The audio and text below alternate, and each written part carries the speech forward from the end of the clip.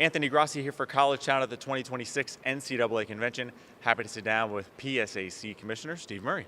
Steve, thank you for joining me today. Well, thank you. Appreciate the opportunity. So as we sit here right now, we are maybe a little before the announcement of your coming retirement after 29 years leading the conference. As you look back over nearly 3 decades at the helm, what stands out as some of the most notable accomplishments in your mind? Well, probably as we've gone through time, our expansion from 14 state universities and thinking very provincial to now looking at we have had multiple private or now with Shepherd out-of-state institutions joining to think differently about that. I mean, I remember the conversation I had actually with our presidents in 2006 was the first conversation that occurred. We didn't even have bylaws that talked about how you entered or left the league. They just always assumed there's 14 schools. And there were some conversations that time about schools, the state schools, looking at different conferences or different levels. And I said, we have no plan for this. So they said, well, go develop a plan. And within literally 6 months after that, we were talking to Gannon and Mercyhurst, and they joined very quickly. And I think it'll probably be still another generation or so of administration and alumni before they think, well, weren't they always in our league? But it was actually an interesting and a little bit tense time. We had to have state lawyers go in to make sure the state laws didn't restrict private institutions being in the Pennsylvania State Athletic Conference. So there was not even any thought of that. So now with the idea of having private institutions, and they've been very successful and great additions to our league, but also now out of state with Shepherd, has been a great addition for us, made us better. And now, frankly, we talk about Lackawanna coming in. I think secondarily, I think that we've always tried to focus on the student-athlete experience and particularly their academics. For such a large conference and such a large conference with football, we are near or at the top of all the academic standards. And I think a little bit of that comes from our office. Obviously we're not doing the classwork or the scheduling or getting the kids in, but we're making sure that how we schedule in the athletic conference to make sure our students are successful academically is important to us. And then finally, I think when I inherited the conference, we had $5,000 in the bank. And that's not really a good number when you have that. So we've now developed a little bit of a savings account, so to speak, that we're happy to have in place and help us for a rainy day if that should ever occur. So those are probably the three, our continued academic successes and our importance to us for that area, and then the expansion, and then I think we're in pretty good financial shape as well. How have you gone about maybe slowly, incrementally working towards that financial position that's now much more probably stable, eases your mind a lot more, and I imagine your successor will probably thank you as opposed to having $5,000 in the bank. Right. So, well, we did it slow. I laid it out to the presidents that we had to do some things. So a lot of that help actually came in the form of the NCAA grants that came in. So we didn't, particularly some of it, didn't spend it as fast as some would have early on. So we used some of that. And of course, this new membership, we just pounded those new buy-ins into that fund. So the new membership helps us with scheduling, but it also helped us financially because when they were joining, those things helped us. So it's a financial side of those things as well. And then we started in the last 10 years to invest a little bit and try to build it slowly too.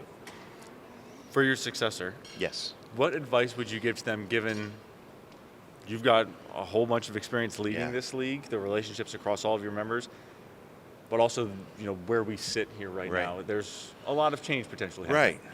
Well, I've been saying a lot to all of our folks this year and these conversations is always remember what our job is.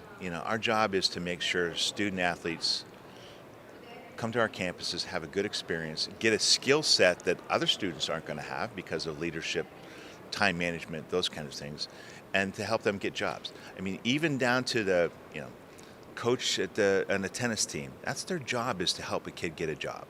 And that's our jobs. So if we remember that, it's always important. So all those decisions have to be based on those kinds of things. What kind of scheduling we do, what kind of membership that we have, what are our travel plans in our league. So to focus on the academic side of things. The second is in a commissioner's seat, particularly the Division II level. I think there's a lot of gray in our world. It's not a black and white world. A decision this year might be a different decision next year. A decision this week might be a different decision next week because of the circumstances of travel, of academics, of those kinds of things that could affect the school finances of a school. Do you make a school make up a game across the state because of rain that they couldn't for a baseball game, and how does that manage, and how do you deal with those things? And it might be a different conversation in early in the season versus the end of the season where we're trying to figure out playoffs positions and stuff like that. So I think that's the world. I mean, a lot of our staff, in the world of Division II, it's a black and white kind of conversation. But to me, commissioners' roles are make decisions in shades of gray. What's the best thing for the most amount of people here? And sometimes you're not going to make everybody happy. And that's probably the toughest thing sitting in the commissioner's chair is, usually when a decision gets to you, someone's going to be upset because you're having to pick between option A or option B, and usually that has an institution level on it, or a coach, or even a student-athlete situation. Someone's not going to be happy with you. So you have to learn that you got to do the right thing at the right time. Over your career, how have you kind of refined that skill? And I imagine a lot of that is the groundwork that you lay. Yeah. In every meeting you have with the president, every meeting you have with an AD, every time you talk to the coaches across the league. But how does that? Because I imagine that's a skill you've refined many a time. I think the one thing is you have to be completely honest with people, and I often have led conversations with you. May not want to hear what I'm about to say to you, but you're going to get it from me, and I think that's you have to be honest about everything. And I always say to the president's elect, lying to you is going to get me fired. So and there's going to be days, Mr. and Mrs. President, that I'm going to have to say the emperor has no clothes on. Now I'm going to do that respectfully. I'm going to do that in private. I'm not going to embarrass you, but sometimes, and those conversations have occurred at times. You don't use those very often, but those things happen. I also think talking to more people. I think over the time I've learned collaborations are very important. So there's certain people that outside of our conference that I talk to and get ideas about things, run a lot. Even after 29 years, there's commissioners that I speak to about a decision I have to make and what their opinion is about it. And also athletic administrators in the league. And frankly, also coaches. There's coaches that I go to in our league in each sport and say, look, I know that you're going to tell me the truth, even if it affects negatively on your school. I'm going to need to hear it. You need to tell me. And I get calls from those coaches, and they know that they can't come to me and be the boy that cried wolf all the time, but those are the coaches that I'll listen to, that I know have that understand the big scope of things. That we all want coaches that are focused in and successful for what they're doing. But also, it's great to have a coach that understands. There's 23 other sports. There's 16 other institutions. You got to think about them. So I think probably the number one thing is to be honest about everything, and then secondly, try to work on collaboration and usually trying to have decisions made. A lot of people informed before a decision's made, and make sure that they're okay with the decision. You mentioned the addition of Lackawanna coming. At the time that you guys announced their addition, they were the first NJCAA football playing member to jump into Division II. Right. Their rival Monroe is now coming with them, and pending their approval, all the a lot of process. But why were they the right fit? Well, first place, they had football, and we've had success over the years because of our size of not having buys in our football schedule, and buys in football schedules are problematic. So that was important, and I'm not it's not just purely a football decision, but in a lot of ways it is. They also help to fill out a lot of, so the geography side of things, they're a perfect fit. We have schools surrounding the Wilkes-Barre-Scranton area, but we don't have anybody in the Wilkes-Barre-Scranton area. And fun fact for media folks, Wilkes-Barre-Scranton is the 35th largest media market in the United States, which is, it's like third in Pennsylvania. So that gives us a whole other aspect of life. Of course, the office with Dunder Mifflin was also important to me. So, but they bring sports. They have their institution. I'm very impressed by their institution and their president, Jill Murray, who's very forward-thinking, looks at things a little differently. I think she'll actually be a great asset to the board meetings going forward because they look at things a little differently in education that I think maybe some institutions could think about how they offer services and those kinds of things. Is very interesting to me. But the largest part is trying to find members in Division II are very difficult right now. We're actually losing members in Division II. And to find two, if you talk about Monroe, and we're working the Central Atlantic, we just met before Christmas with all the parties and developing a plan for the future of that process, to find two football playing schools in the northeast portion of the United States where I think most of our members have been leaving, especially in the Northeast 10, it's going to be a big asset to Division II, we hope. And it's going to be a little bit of a process, a little bit longer than I think we would prefer, but it'll have to be. Maybe it's the future. I've actually already had a conference commissioner from the West Coast ask me about I want to talk about it because they've been talking to another junior college. So it might be the avenue for membership for Division II is the junior college route of schools that are trying to look at moving up.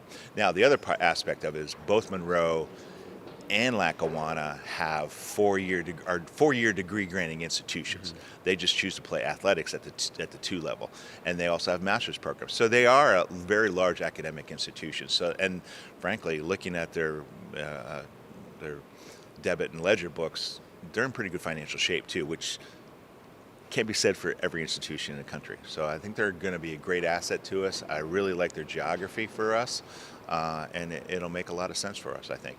What are the hurdles in a junior college athletic department jumping into Division II? So probably the hurdle that we see is the most difficult is there's some policies for membership application that imply a requirement of having played a full 4-year college schedule before you even apply.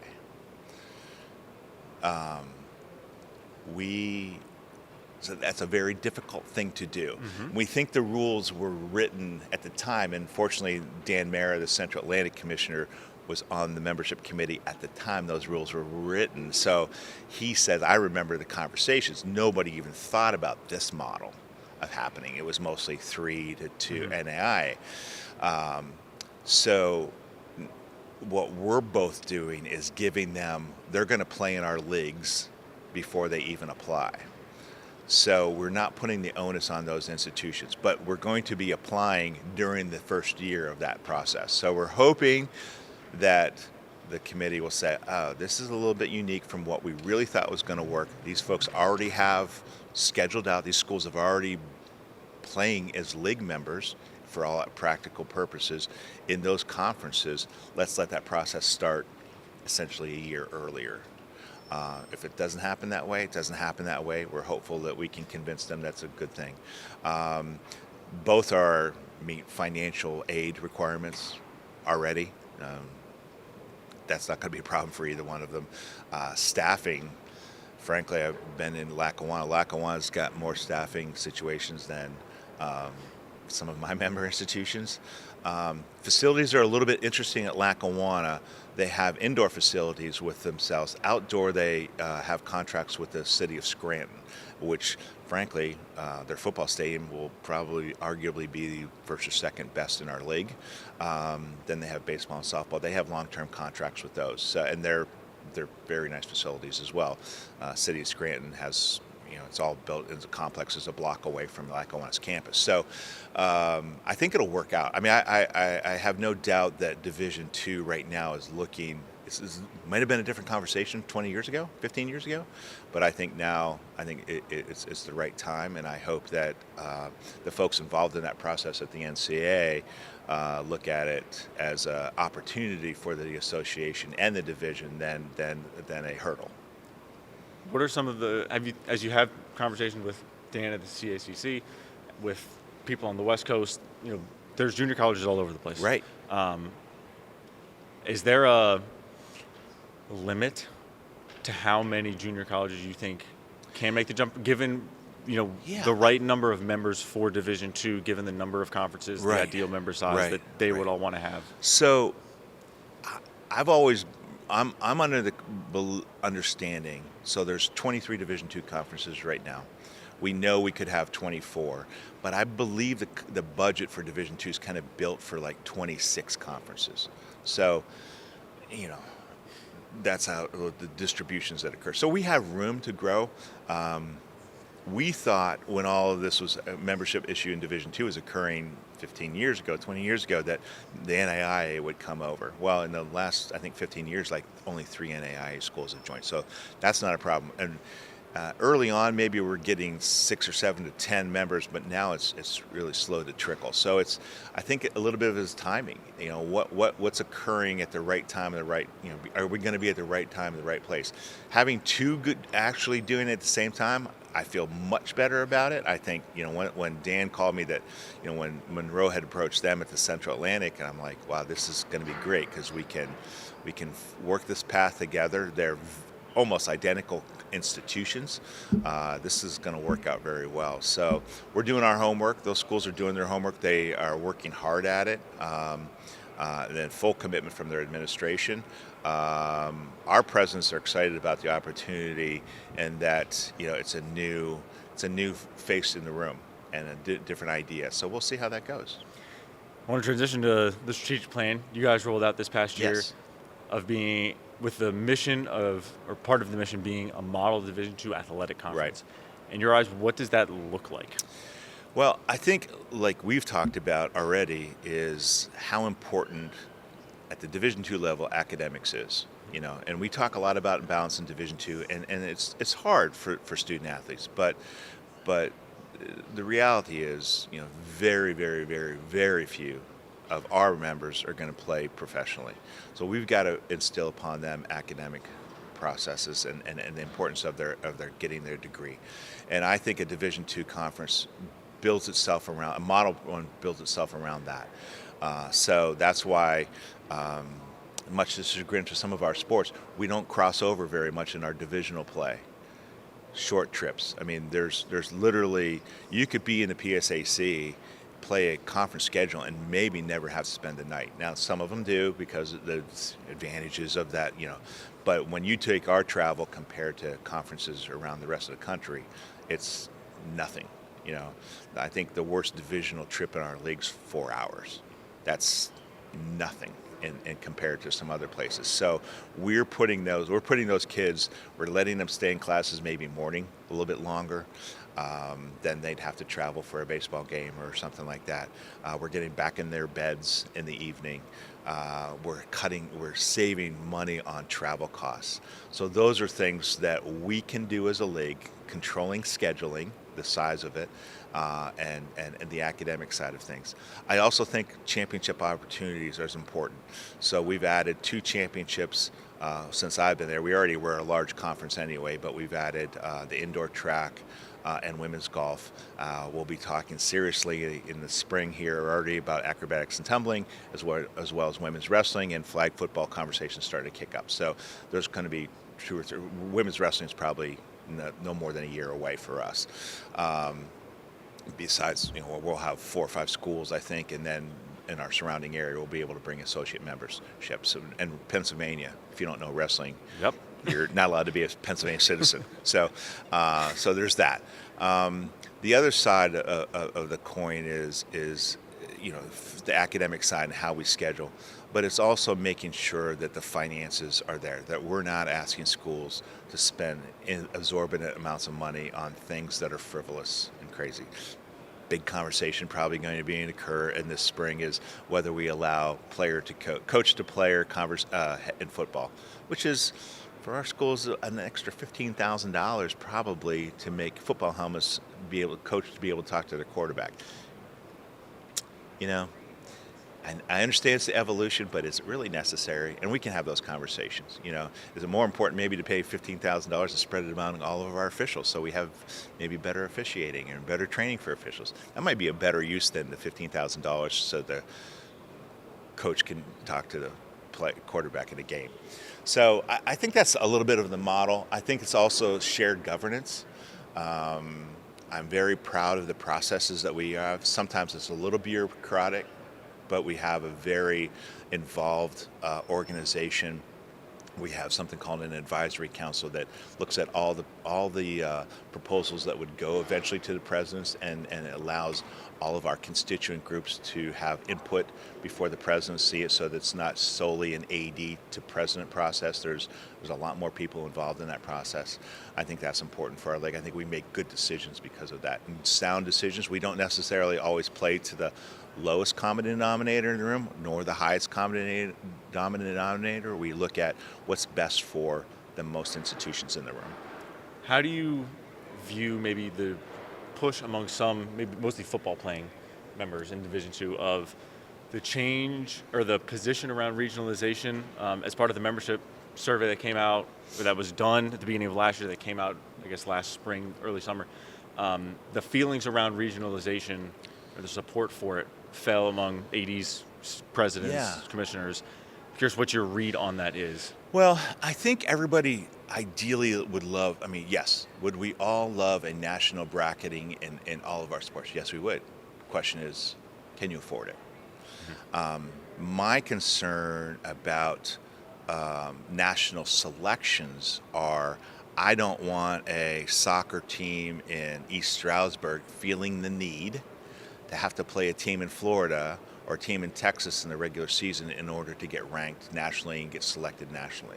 That's my concern about it. I have no problem once teams are selected looking at how we could bracket more globally to ensure perhaps better championship opportunities. I have no problem with that.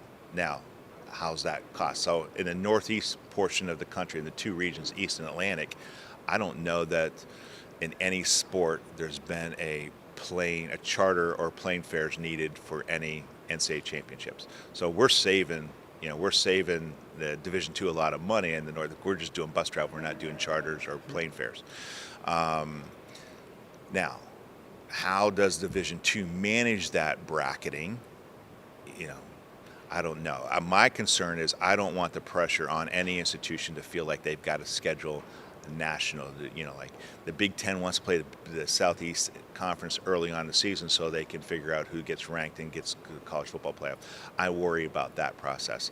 I was a huge advocate. I love that Division II now, once it gets down to a manageable size of 4 to 8 teams, there's a re-bracketing or a reseeding at the national sites. I was a huge advocate of that. I think that's very important. It's probably made us ensure that we have better teams in the championship game.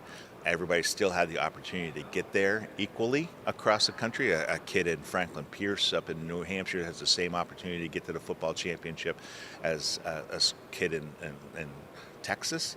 But once we get there, we want to make sure that we have a chance to have the best team. So I don't have a problem with the conversation about of having the best teams getting a national championship. I worry about what it means on budgets at the local level for regular season scheduling. Do you have a concern then with the addition of NPI? And maybe there's the potential that, as obviously Division III's been doing this for a year, so they're a year plus at this point. So they understand, I guess, the numbers, and I imagine your members have paid attention to that as well. Yes. And there's been discussion whether or not that's come to fruition is, I guess, up for debate. The more high-ranked teams you play, the better your strength of schedule is, the more that influences what your overall NPIs in whatever sport, and just the math of it all. I'm not concerned about NPI at all because Okay. it'll say, okay, the best team in the East region for football might be the 20th teams, but that's still the number one team in the region. And then we work our way back down. I think NPI is great because it takes out of, and I've been on those committees. I've been a national committee member. I've been on several racks. That's not a pleasurable experience, and I think that having the opportunity to get it out of and let it go as a completely objective process, I think it's excellent. I'm excited to see it. I've also had the opportunity because we overlie, I think it's 8 Division III conferences. So I meet with the Division III commissioners in the Mid-Atlantic region every summer, and so those conversations, I've been participating with them, listening to them talk about the NPI and their involvement, and they think it's the greatest thing that they've had happen to them. So I know the data behind it. I know that they've been very happy. Now, how does it tweak for Division II? We'll see. But I'm hearing that even if you applied the Division III models to this past fall selection process, it's in the 97th, 98th percentile accuracy relative to the individuals making it. And so I'm not sure that the mathematical system is correct, or maybe the people were wrong.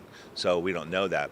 And some of that might even be not necessarily who's in or who's out, but what number you are. So right. Did the model pick, IUP as a 6 team instead of a 5 team, which is a committee or something like that?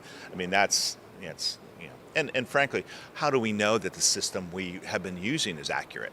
I said this is still people making up numbers that something's got more value than another thing. We don't really know that. We just, it's not Einstein making up these formulas, Yeah, I'll get you on this last question. The conference's media deal with Hudl Yep. is set to expire. The 5-year deal is set to expire this summer. Yeah. I'm curious what your thought is of the. Now Hudl, we just use Hudl for exchange. We don't, and then they do they are, I guess, yes, the streaming platform. But we are very committed to not having a pay-per-view system. Okay. No matter what. Our presidents have had this conversation several times in the last year, and part of it was a strategic planning process. We also had a separate committee in the last year look at it. Do we want to go to pay-per-view? We think I think we're down to only 2 conferences that don't. We actually are now saying, hey, look at us. Mom and Dad, you never have to pay to watch your kid play. Grandma and Grandpa in Iowa, you have a kid playing soccer at Edinburgh, you can watch us for free. And so is that actually a selling point for the conference?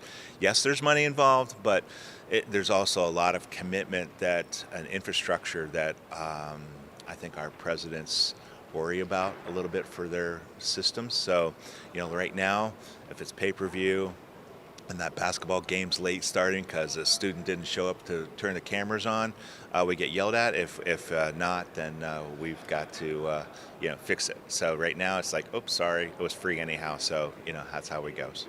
Excellent. Thanks, Steve, for providing all these insights. Congratulations. I appreciate on your retirement. Thank you so much. Appreciate you taking the time.